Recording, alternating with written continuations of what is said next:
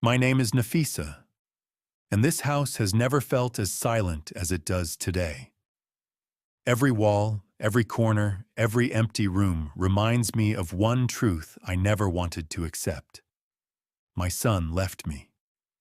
I don't know when the laughter disappeared, when the warmth faded, when the child who once held my finger with fear of losing me grew up and let go so easily. I don't know how homes become hollow, how hearts become heavy, and how love becomes one-sided without loud fights, without storms, without warnings. Pain comes quietly. It slips in at night and never leaves. Ayan was my only child, my only purpose, my only dream. And for most of my life, he was the center of everything I did. His father died when he was only 7. I still remember that night. Rain pouring heavily, the sound of wailing relatives and Ayan's tiny hands gripping my clothes as if the world was ending. Maybe for him it did. Maybe for me it did too. But the next morning, when he woke up with swollen eyes and asked me, "Ami, what will happen to us now?" I made a promise to protect him, raise him, educate him, and never let him feel the absence of a father. That promise became my life. I stitched clothes. I cooked food for neighbors. I taught children in my small room. Every rupee I earned, every tear I wiped, every prayer I whispered was for Ayan. He became the reason I breathed. He became the fuel that kept me going. My days were spent working. My nights were spent dreaming about his future, imagining him successful, respected, settled, happy. When he got admission to a university in another city, I cried both nights before he left. Not in front of him, never in front of him. I wanted him to carry strength, not my fears. But deep inside, I was terrified of the distance. A mother always knows when change is coming, but she still hopes she is wrong. The day he left, he hugged me and said, "Ami, when I become something, you will never have to work again." Those words sounded like a doorway to heaven for me. I watched him leave with a smile, hiding tears behind my dupatta. For the first few months, he called every night. "Ami, I ate late today. Ami, I feel tired. Ami, pray for me." Those calls kept me alive, but slowly, they became less frequent. Weeks passed, sometimes months. When I called, he said, "Ami, I'm in class. Ami, I'm with friends. Ami, I'll call you later." Later, a word that destroys relationships. I told myself he was busy. I told myself that young people live differently, that I shouldn't worry.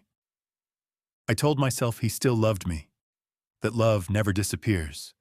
But one night, I overheard him telling someone on the phone, "Yar, moms are like that. Emotional, always worrying. She'll be fine." That night, I placed my hand on my heart and whispered, "You will be fine too, Nafisa. You have to." During his 3rd year at university, he came home after almost 8 months. My hands trembled with joy when I saw him, but when he hugged me, something felt different. The warmth was missing. He seemed distant, older, more confident, but less mine. He told me about a girl named Rida, beautiful, educated, from a wealthy family. He spoke about her with the same excitement he once had when he talked about his toys, his grades, his dreams. I didn't mind. I wanted him to love. I wanted him to build a life. But something inside me shifted when he said, "Ami, she's the only person who really understands me." Only person. As if I never did.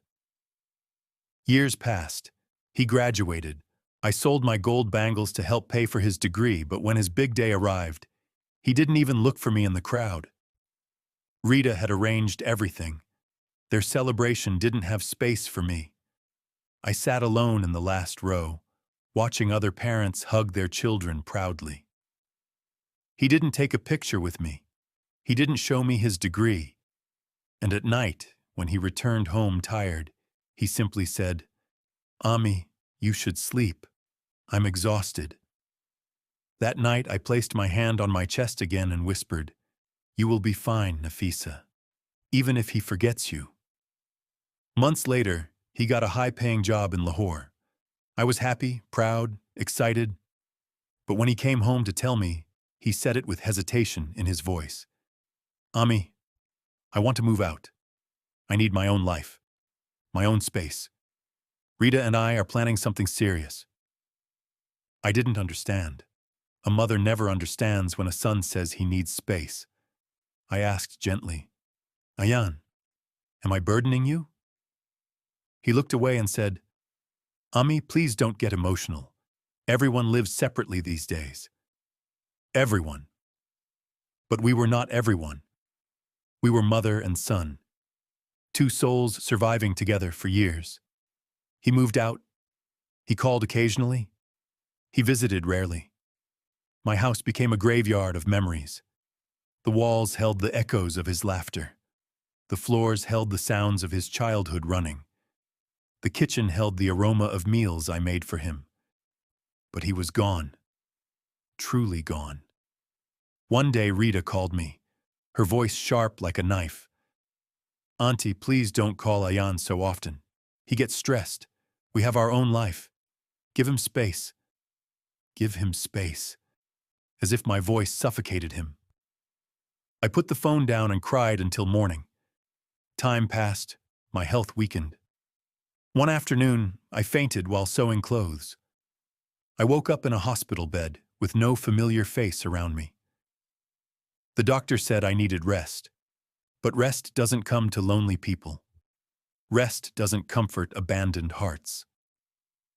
I didn't tell Ayan. I wanted to see whether a mother's silence mattered. It didn't. He didn't call.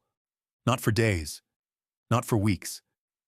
Then, months later, he finally arrived, with Rita by his side, pregnant. My heart shattered and healed at the same time when I saw the baby bump. I welcomed them warmly, cooked for them, cared for Rita, did everything I could. But whenever I entered the room, they whispered. They made decisions without me. They discussed futures I had no place in. One night, I overheard Rita crying, "Ayan, I don't want to raise my child in this old house. Your mother doesn't fit with our lifestyle." Doesn't fit. I had become outdated, unnecessary, invisible. Ayan didn't defend me. He simply said, "I know. I'll handle it." Handle me. Like a problem. A week later, he came to my room. "Ami, we're moving to a new apartment near Rita's parents. She needs support. And you should think about living with your sister. I can't manage everything." Manage everything. He meant manage me. My lips trembled. "Ayan, have you ever thought what will happen to me when you leave?" He had no answer. And in that silence, my heart understood everything. They left the next morning. Ayan didn't hug me tightly. He didn't say he would miss me. He didn't promise to return. He just said, "Take care, Ami. I'll send money." Money. As if money replaces love. As if money replaces a son. Days became weeks. Weeks became months. I learned to live again. Slowly, quietly, painfully. I taught neighborhood kids again. I sewed again. I cooked for myself. I prayed for him. I stopped waiting for his calls. I stopped checking the door. I stopped hoping he would come. 1 year passed. Then one winter morning, there was a knock on my door. I opened it and saw Ayan standing there, holding a baby, my grandson. His eyes were swollen, his face pale, his clothes wrinkled. "Ami," he whispered. "Rita left. She said she isn't ready to be a mother. She divorced me and went abroad. I have nowhere to go. I'm sorry, Ami. I failed. I failed you. I failed myself. He fell to his knees, crying like he used to as a little boy. Ami, I'm sorry. I didn't understand your worth. I didn't understand your love. I thought freedom meant staying away. I thought care meant money. I thought you would always be there no matter how far I went. I was wrong, Ami. I was wrong. I looked at him, at the child I raised, at the man who forgot me, at the father who now needed me, and I looked at the tiny baby sleeping against his shoulder, innocent, unaware, pure. In that moment, I had a choice. I could close the door and show him what abandonment feels like, or I could open my arms and become a mother again. And my heart chose the same thing it always chose: love. I touched his head gently. Ayan. A mother never leaves. Sometimes she cries, sometimes she breaks, but she never leaves. He cried harder, burying his face in my lap, and I finally held him again. My lost child. My returned child. Life had come full circle. He left me alone, but he came back with another soul who needed me too. That day, my empty house breathed again. The walls soaked warmth again. The rooms echoed with new voices, and my heart whispered, "You will be fine, Nafisa. This time, love has returned home."